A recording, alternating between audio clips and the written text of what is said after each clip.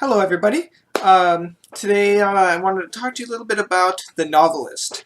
So it's an interesting game. I actually got it from a Humble Bundle, and it looked interesting. So I figured it looked short, so I decided to pick it up and try it.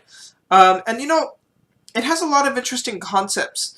For one, it's rather than being about some fantasy world or something like that, it's grounded in reality, in the sense that it's about a family of three: a mother, father, and a child, going off into a summer home and trying to develop a family bond while trying to develop themselves individually as well. The father is a novelist, the mother is a painter, and the child is a child, so he's going to school.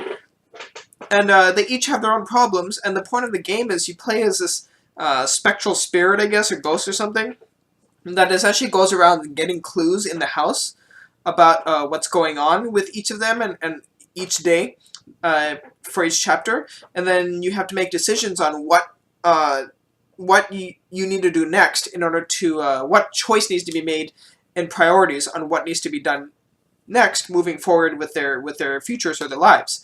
It's always as simple as you either choose the mother, the father, or the son as the priority. And then from there, if you're careful, you can actually get a secondary choice, a compromise, that you can tack onto the list so that a second person can be somewhat satisfied. And then the third person will be kind of left hanging. It's a little straightforward because it doesn't always work that way, and people's attitudes in real life don't always work that way, A lot of people will understand, okay, this guy's doing this because it's for the betterment of all of us, not just for themselves. So yeah, I'm losing out a little bit on what I want to do, but it's okay. But in this case, it makes it seem like the loser is an absolute loser in every way, shape, and form. So it's kind of odd that they set it up that way rather than making everything a little less black and white. But overall, it works pretty well because I don't know if there's different endings. I only played once, but based on the ending I got, it actually seemed like even though during gameplay it seemed tough, it turned out okay in the end because all the compromises that happened kind of balanced out to kind of work with each other in order to make everything work. So it's interesting. It's a very familial based game, and that's really it. And that's a story essentially is their relationship with each other and their relationship with themselves.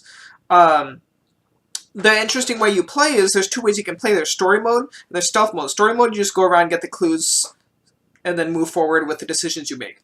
Stealth mode, essentially, if you get spotted, then they'll get suspicious. If they get suspicious more than twice, or I believe it's twice, more than twice, then you can't really influence their decisions anymore.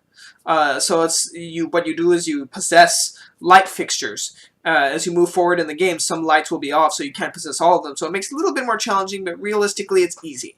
Which is the way I chose to play stealth rather than story, because otherwise it would just be like a visual novel, really. There's like no real pressure. Still, the pressure wasn't that much in stealth mode, but at least it was somewhat there to kind of keep you motivated to keep going.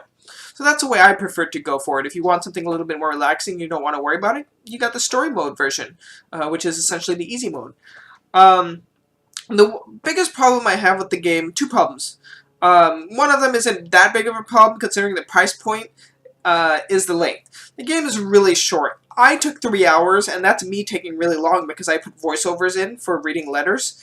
So that made it a little bit longer than it should have been. If I was reading all the letters myself rather than listening to the voiceovers, I would have been done faster. I also did things a little slower. You could probably finish the game in 2 hours. 2 to 3 is the average. So it's a short game for, I think, what is it, 10, 15 bucks for the game? So it is a bit short.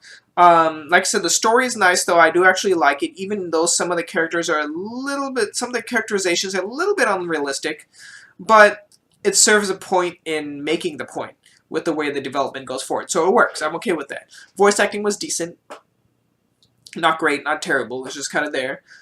Game looks fine. I mean, it's not beautiful, but it's not terrible. It works in delivering all the messages it needs to without hurting your eyes. So it works. It's okay. Sound effects are okay. Same thing. It's there. It makes the point across successfully, but it's not exceptional and it's not terrible. Controls are fine. I didn't have any problems with the controls, actually. It works fine. It's simple enough. You only really have mouse to look, spacebar to read things, and E to possess. That's essentially all the buttons you need. So it's just a 2-button game and your mouse.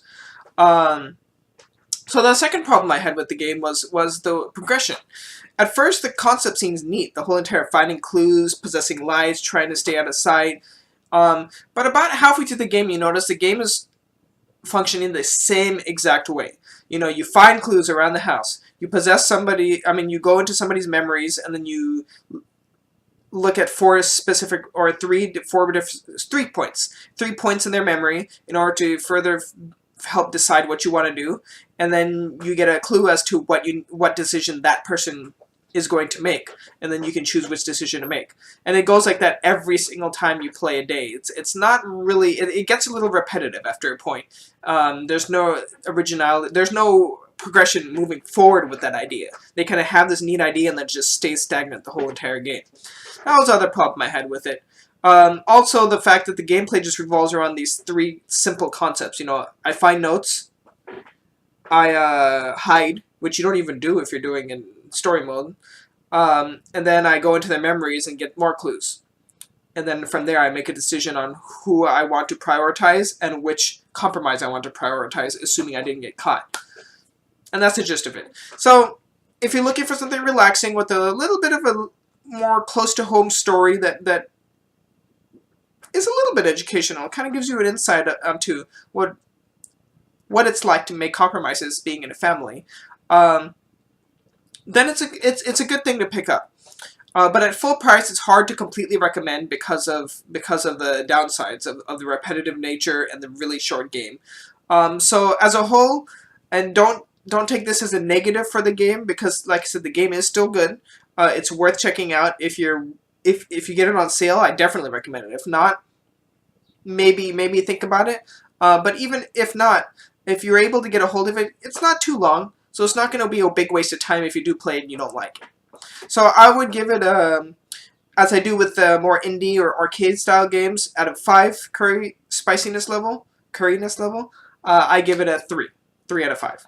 So I hope you guys do check it out. It's interesting. You may or may not like it. It's definitely not for everybody, but if you're an adventure game fan, you may find something pleasing out of this. Thanks for watching, guys.